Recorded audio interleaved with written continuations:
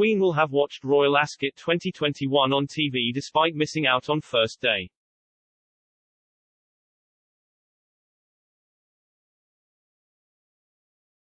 The Queen put royal duty first on Tuesday as she held an audience with Australia's Prime Minister rather than attending Royal Ascot.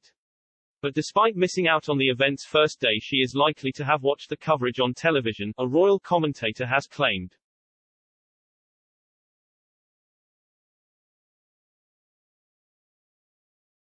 Queen Elizabeth II, 95, is an avid horse-racing fan, and Royal Ascot is said to be her favourite event of the year.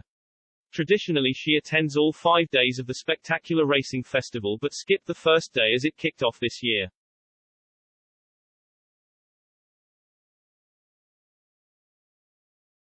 The Queen is one of the UK's most prominent racehorse owners and breeders and is well known for her keen interest in the sport.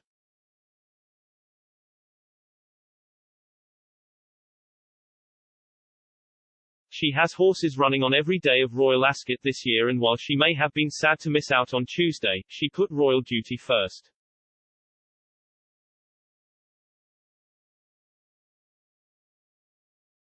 As senior royal family members including Prince Charles, Camilla, Duchess of Cornwall, 73 and Princess Anne, 70, descended on the Berkshire racecourse, the Queen was busy meeting Australian Prime Minister Scott Morrison at Windsor Castle.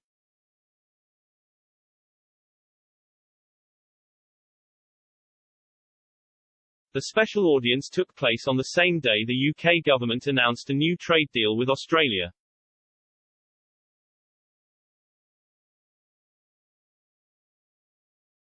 But while the Queen did not make it to the races, she is likely to have watched the coverage on television and is expected to attend later in the week, one royal commentator has claimed.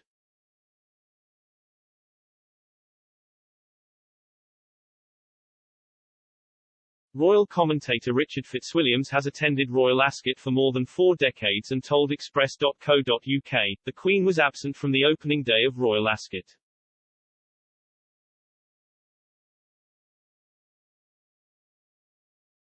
This event, which is the largest race meeting in Europe, is the first date that goes into her diary at the start of the year.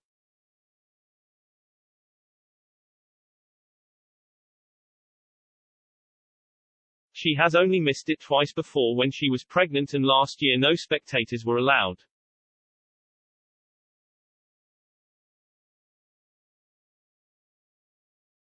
Mr. Fitzwilliams added, her racing manager John Warren said on Radio 4 that he anticipated that she would attend later in the week.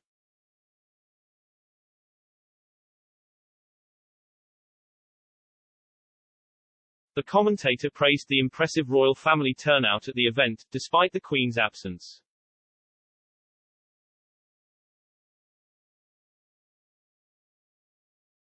He added, however, there were a large number of members of the royal family present, the Prince of Wales, the Duchess of Cornwall, who presented the St James's Palace Stakes trophy, the Princess Royal, the Earl and Countess of Wessex and Mike and Zara Tindall, which was a most impressive turnout.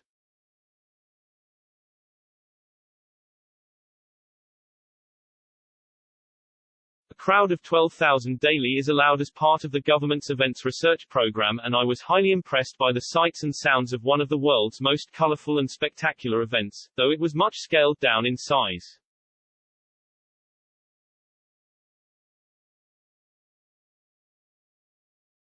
Some of the races, as usual, were enormously exciting.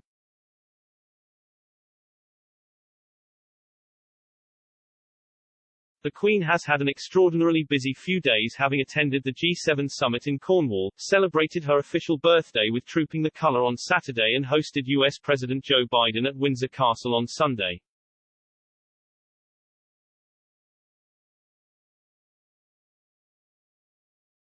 Mr. Fitzwilliams added, after visiting the G7 in Cornwall, attending a scaled-down but highly impressive Trooping the Colour the next day, and then welcoming President Biden and First Lady Jill Biden at Windsor, the Queen has been exceptionally busy.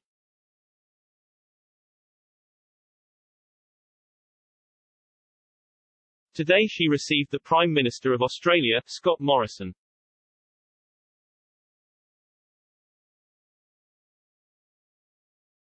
But despite her packed schedule, the Queen is still likely to have found time to watch the races, Mr. Fitzwilliams claimed.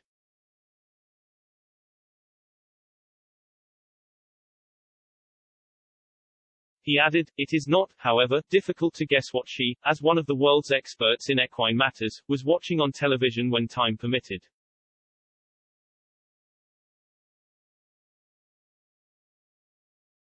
Touching on Camilla's ITV Racing interview about the Queen's passion for the sport, Mr. Fitzwilliams said, "In a charming interview for ITV at Clarence House, the Duchess of Cornwall paid tribute to the Queen's extraordinary enthusiasm for and knowledge of equine matters and also to the importance of Royal Ascot, the party spirit and the wonderful races.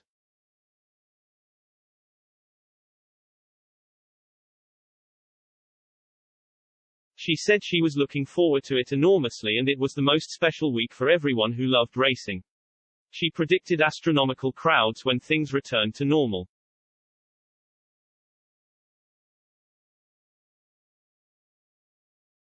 While the Queen was unable to attend Royal Ascot in person, her annual message to the racing community appeared in the events programme as usual.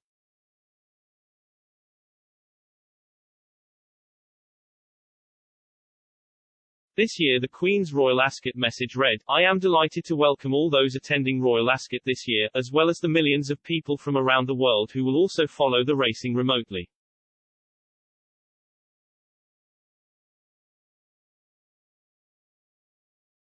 Despite the challenges presented by the pandemic, I was most impressed by the efforts of the many people who enabled last year's meeting to take place, helping to maintain the integrity of the British racing calendar.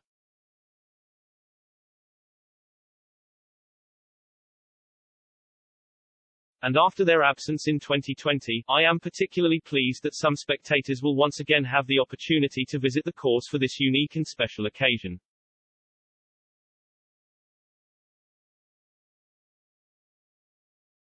Breeders, as well as owners, trainers and jockeys, are at the heart of racing, and I was interested to learn that those fortunate enough to breed a winner this year will again receive a permanent memento of their achievement.